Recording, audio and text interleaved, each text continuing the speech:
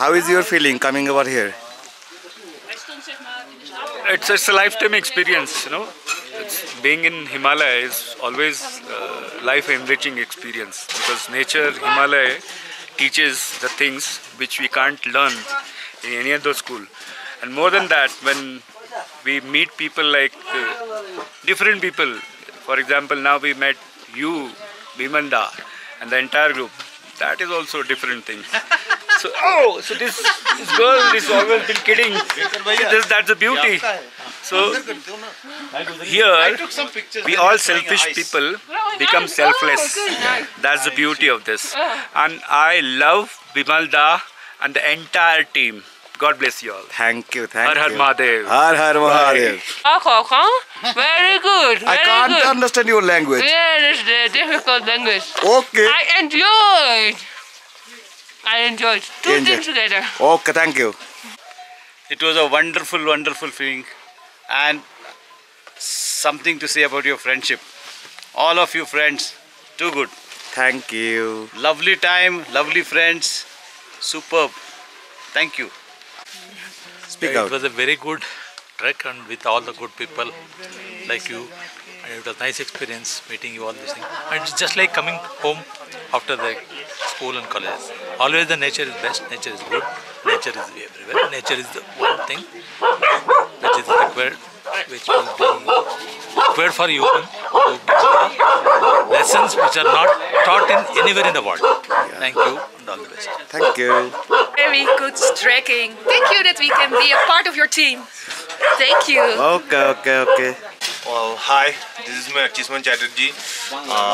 I really been blessed enough that I really could gathered all and we made it a successful throughout summit, and I'm really blessed that I find Bidhanda as my elder brother, and it's really been a smooth journey towards me with some difficulties throughout weathers and other obstacles.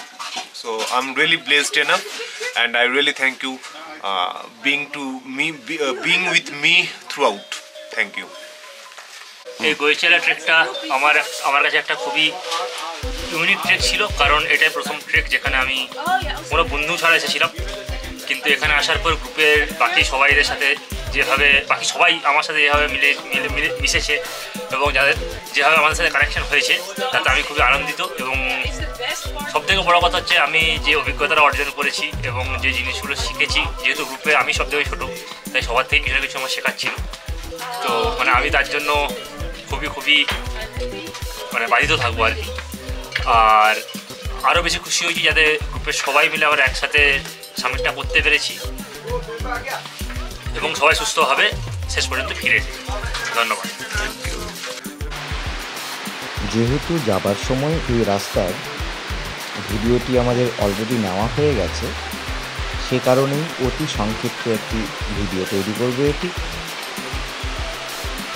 ইতিমধ্যেই আমরা যখন সোকা থেকে ইয়াকসামের উদ্দেশ্যে রওনা দিই, তখন কিন্তু আমার প্রিয় দাদা অজিত দাদা, সঞ্জু দাদা, মান্না ভাই, অর্চিসমান ভাই, এদের সবার সঙ্গেই কিন্তু একটি ছোট্ট সাক্ষাৎকার আমার নেওয়া হয়ে গেছে।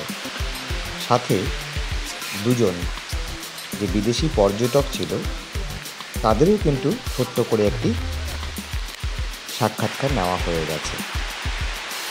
আসবার সময় নতুন করে নেবার কিছু নেই, শুধুমাত্রই একটু স্মৃতিচারণা করা। সেই কারণেই কিন্তু ক্যামেরাটিকে সামনে ধরে রাখা এবং সামনের দিকে এগিয়ে চলা।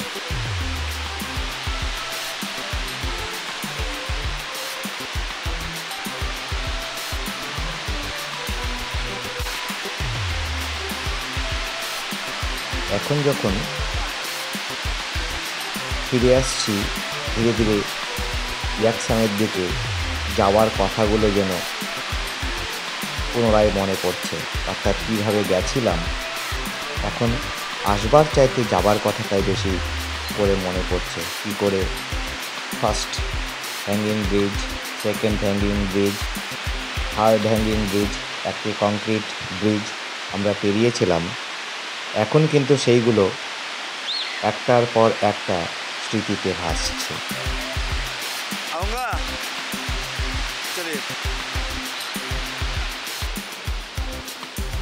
নতুন করে স্মৃতিচারণা শুরু হয়েছে আবার। এখান থেকে কিন্তু শুধুই সবুজের সমারোহ, চারিদিকটা শুধু সবুজ আর সবুজ, আর মাঝে মধ্যে ওই নিচ থেকে ভেসে আসছে জলের শব্দ, নদীর শব্দ। একদম ফ্রেশ বাতাস, ওয়েদার ভালো। এই ভালো ওয়েদারেই কিন্তু আমরা সামনের দিকে এগিয়ে চলেছি। আমরা বেশ খানিকক্ষণ আগেই শোকা থেকে বেরিয়েছি। শোকা থেকে বেরিয়ে আমরা সাচেনের পথে, আর খুব বেশিক্ষণ লাগবে না, আমরা কিন্তু সাচেনেও পৌঁছে যাব আশা করছি। কারণ কয়েকদিন আগেই যেহেতু এই পথে গেছি, তাই আইডিয়াটা করতে পারছি যে এইখান থেকে সাচেন যেতে কতটা সময় লাগতে পারে।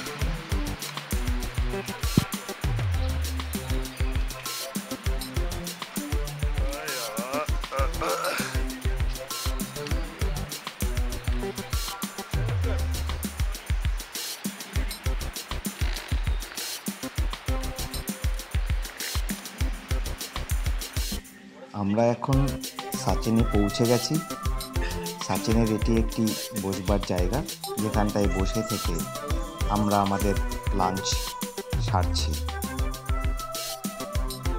সত্যি কথা বলতে এখানটায় যেহেতু আমরা প্রায় সন্ধেবেলায় পৌঁছেছিলাম, আজকে যখন এখানটায় এসেছি তখন বুঝতেই পারছিলাম না যে এখানটাতেই কিন্তু প্রচুর টেন্ট পাড়া হয়েছিল। এটি হচ্ছে সাচেন, এখানে এসে আমরা লাঞ্চ সারলাম। যাবার পথে এই সাচেনেই আমরা ছিলাম, কিন্তু সাচেনে থাকবার ব্যবস্থা খুব একটা ভালো না, কারণ ছোট্ট একটু জায়গা, টেন্ট পাড়ার মতো সঠিক জায়গা নেই। তারপরে সেদিন কাস্টমারদের বা গেস্টদের বা ট্রেকার্সদের ভিড়টা বেশি ছিল, ফলে টেন্ট নিয়ে একটু সমস্যা হয়েছিল। আর প্রচণ্ড বৃষ্টি ছিল বলে বৃষ্টির মধ্যে টেন্টে আমরা সঠিকভাবে থাকতে পারিনি, ভিজে টিজে একাকার কাণ্ড হয়ে গেছিলো। ওই একটি দিনই কিন্তু আমরা একটু কষ্ট পেয়েছিলাম, বাদবাকি প্রত্যেকটা দিন অ্যাকোমোডেশন নিয়ে আমাদের কোনো প্রবলেম হয়নি। কোথাও টেন্টে ছিলাম, কোথাও বা টেকার্স হাটগুলো ছিল, সেই টেকার্স হাটের মধ্যে আমরা ছিলাম। কোথাও 200 করে ভাড়া নিয়েছে বেডে, আবার কোথাও 300 করে নিয়েছে। প্রাকৃতিক দুর্যোগের মধ্যেও আমাদের সেরকমভাবে কিন্তু কোনো অসুবিধে হয়নি।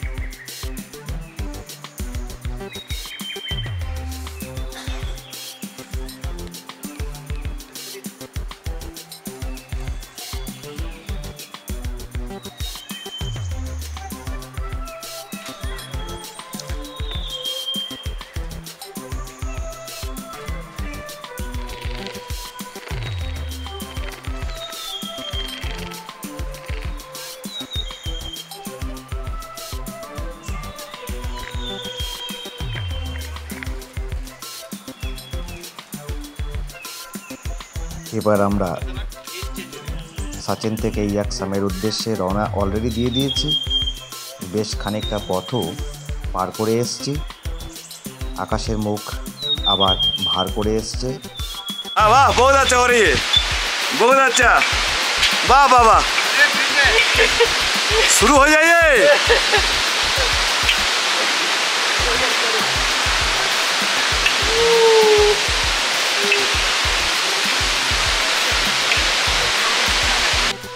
আমরা ইয়াকসামে পৌঁছানোর আগে যেটি লাস্ট হ্যাঙ্গিং ব্রিজ, অর্থাৎ ওদিক থেকে ইয়াকসামে আসবার পথে।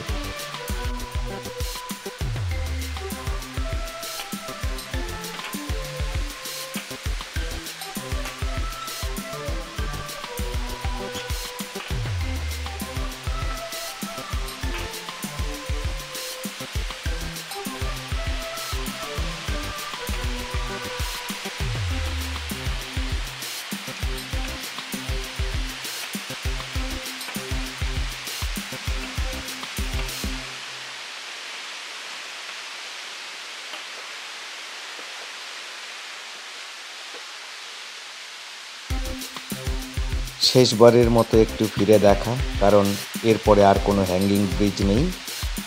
সোজাসুজি একটু উঁচু নিচু রাস্তা ধরে ইয়াকসামে পৌঁছানোর পালা। তাই এখান থেকেই শেষবারের মতো একটু নদী নালা ঝোড়োগুলোকে দেখা, পাহাড়গুলোকে দেখা, আর হ্যাঙ্গিং ব্রিজকে পেছন ফিরে চেয়ে নেওয়া। কারণ এরপরে ভূমিরূপে শুধু অ্যাসেন্ডিং আর ডিসেন্ডিং একটু আছে বটে, তবে গোটা রাস্তা জুড়ে যত ভূমিরূপ আমরা পেয়েছি তার যে ভ্যারাইটি, সেই ভ্যারাইটি কিন্তু আর সামনের পথে নেই। আর পথও খুব একটা বেশি নেই, খুব বেশি হলে 8 ঘন্টা 40 মিনিট গেলেই কিন্তু আমরা ইয়াকসামে পৌঁছে যাব।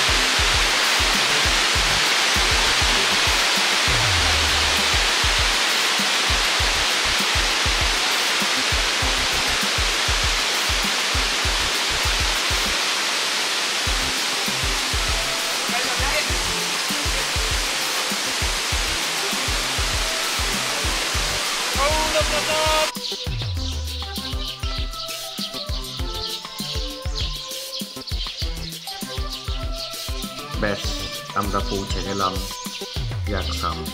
এখান থেকে আমাদের যে হোমস্টে আছে সেখানে যেতে সময় লাগবে মাত্র 5টা মিনিট।